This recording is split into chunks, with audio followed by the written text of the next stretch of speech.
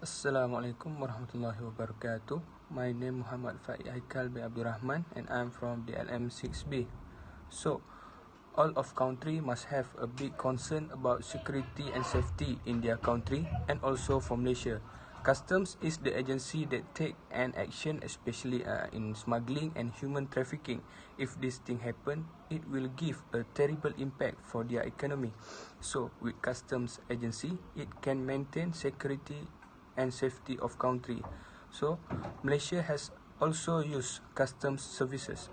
The Royal Malaysian Customs Department is the Malaysia Custom Agency which responsible for administrating the nation's direct tax policy, border enforcement and narcotic offences, and also Malaysia active in export and import trade. This is why customs play important role to make and maintain the peace of the country. Assalamualaikum warahmatullahi wabarakatuh. My name is Mohamad Zafran bin Ismadi from the LOG3623 and I will talk about our company background. Okay, our company is Livestock is a Malaysia-based livestock importing company that directly imports and facilitates the importation of livestock into Malaysia from Australia and New Zealand. Livestock is a separate company although directly affiliated with the well-known Australian-based livestock exporter Lembiru Livestock Australia Pty Ltd, which is known as a licensed livestock exporter from Australia and New Zealand. Lembiru Livestock Malaysia import livestock and supplies Malaysian customer who want to purchase livestock in smaller volumes and do not wish to become importers in their own right. For Malaysians who have their own import license and wish to carry out the importing process themselves, Lembiru Livestock Malaysia utilize the sourcing and expert services from the Lembiru Livestock Australia team to put together and see a consignment through from start to finish. From the other side of perspective, this company really helps the economy of Malaysia to this day even though COVID-19 is still active. So that's all from me. Thank you. Assalamualaikum warahmatullahi wabarakatuh. My name is Ahmad Ikmal bin Khairul from LM6B. I want to continue for the case study. So, firstly, what is livestock? Livestock is defined as farm animals who are raised to generate profits. Cows that are raised on a farm and sold for meat are an example of livestock. Domestic animals such as cattle or horse raised for home use for profit, especially on the farm. There are many types of livestock that be imported worldwide. For example, cattle and buffalo, goat and sheep, horse, rabbit, ostrich, camel and breeder pigs. In general, international trade made everything easier, especially under terms of food supply or livestock. One country can offer goods or service to another country. This leads to the import and export of goods such as livestock, and until now importing and exporting livestock is still alive. The activity of importing the livestock in Malaysia is active and very welcome by the government of Malaysia itself. Okay, next is livestock demand in Malaysia. Livestock demand in Malaysia is very high for other countries to export their own products. Although livestock seems simple and does not harm humans or under category dangerous item, every activity regarding to import and export needs to follow the country rules and regulation. Okay, for the livestock has their own specific management because it's carry living things which is animals.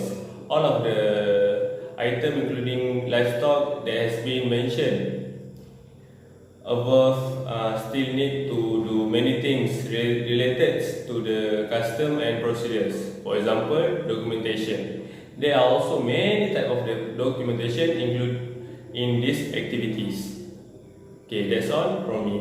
Assalamualaikum warahmatullahi wabarakatuh. My name is Mohamad bin Hannuar. I'm from class LM6B BDL1905-010. So I'm going to continue the presentation with my part, which is customs declaration and procedures. So in our topic that we bring in this project is livestock. In our current situation as a Malaysian that import livestock from New Zealand and Australia. But it is not an easy thing to do and much more complicated than doing normal cargo. Doing international trade might be difficult, but trading livestock, or in other words, animals or living things and something that alive, need to have extra care for them. So with many kind of documentation need to import or export animal, just like livestock category. So custom declaration used in this situation is customs form 1. It is about the goods imported from foreign countries to principal customs area by customs port. And yes, New Zealand and Australia as the foreign countries that make Malaysia as a target market. Malaysia import the livestock, while the New Zealand and Australia give the livestock, export the livestock. So the first thing the exporter need to do is fill all of the questionnaire for country risk assessment. It is need to be done by Department of Veterinary Service Malaysia, or in other words, DVS. It is because new country has unknown background, and so all of the company that want to export their product to Malaysia need to apply in this. This is some kind of safety moves for both animals and humans. Next step is farm inspection and audit. If the country risk assessment is complete and satisfactory, farm inspection or audit will be done by inspectors from DVS, stand for Department of Veterinary Services, based on the necessity of the audit. Third step is development of import protocol. If the import of the livestock is approved, DVS will develop import protocol based on the disease status of the country. Okay. So the question is, why we need to do that? It is because not only the goods condition that need to be checked, but from where the good is coming from. The concept is pretty similar like certificate of origin. Okay, so the first step is approval letter to exporting country. Once the import protocol is agreed by both countries and finalized, an official letter will be sent to the competent veterinary authority of the exporting. And last step is application of import permit by importers in Malaysia who intend to import livestock from approved countries shall apply for import permit through the online e-permit system. With all step and elements approved, the goods will have permit to enter Malaysia under customs form 1, goods imported from foreign country, which is Australia and New Zealand, delivered to principal customs area via custom port. So I can say it's much more complicated because they need to have some kind of specific permit, not like random normal cargo. That is all from me. Thank you so much. Assalamualaikum warahmatullahi wabarakatuh. My name is Mohamad Fakhrul Razi bin Fauzi, PDL 1905-004. So now it is my part for documentation and function. So for documentation part, as we all know, documentation is one of the important things to do contract or verify something if you want to go through to the point of authorities. So our first document is K1. K1 is the for import dutable and non-dutable goods. It is a general and important document that's needed in importing goods. Without it, the import process can be delayed and cancelled. So we use this type of document because we want to distribute our product livestock from Australia to Malaysia. Okay, so next, our documentation will be a bill of lading. A bill of lading is a document of title, a receipt for shipped goods, and contract between a carrier and shipper. So this document must accompany the shipped goods and must be signed by an authorized representative from the carrier, shipper and receiver. A bill of lading must be transferable and it gives many benefit to the user. For example, it is act as a conclusive receipt or act as an acknowledgement that the good have been reloaded and contain the evidence of the contract of carriage. And lastly, it serves as document of title to the goods. It's really making an import and exporting activity become much easier to implement. So after that, for our documentation, we also use an invoice. Invoice is a type of document in pertaining the validity of the transaction. Invoices are traditionally commercial documents used by buyers and sellers of goods and services. They are central documents in trade transaction from the clearance point of view, as they must be presented to customs and are used for various calculation and checks. So both company, which is Lebiru Livestock, and company from Australia or New Zealand, need to have invoice document. So after invoice, the next documentation is the packing list. A packing list is a document used in international trade. It provides the exporter, international freight forwarder, and ultimate consignee with information about the shipment. It also including how the goods is packed, the size, the weight, and the marks and the number that are noted on the outside of the box. But in this case, related to livestock, animals still need to have this kind of documentation to easily identify the data.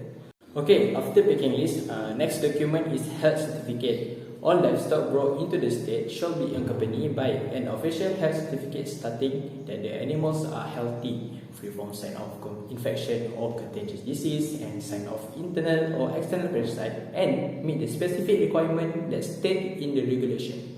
Health certificates are valid for 30 days only. Another type of document when involving export activity are called export health certificate (EHC), which is known as a document issued by the government of the country of origin of the item that is certified is suitable for human consumption and meets such a safety standard as required export trade.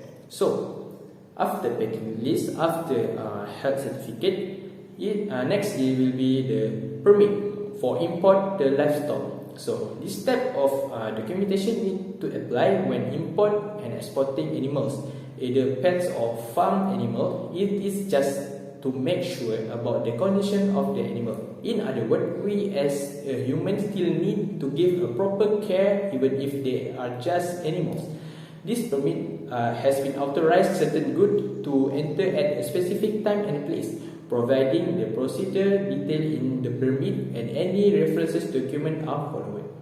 Okay, and the last but not least, a certificate of origin (COO) is a documentation declaring in which country and a commodity or good was manufactured. This certificate of origin contains the information regarding the product, its destination, and the country of export. The function it can detect from where the goods is coming from.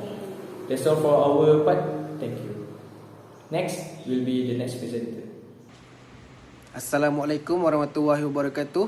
My name is Aliff Ikmal bin Noryai. So for the conclusion is international trade is extremely necessary and beneficial to every country. However, doing so is difficult because it necessary the completion of numerous essential documents and procedure in order to reach another country. When dealing with living cargo, all type of permits are required. This assignment demonstrates how well each country managed to deal with security and safety within their own border while still concentrating on economic development.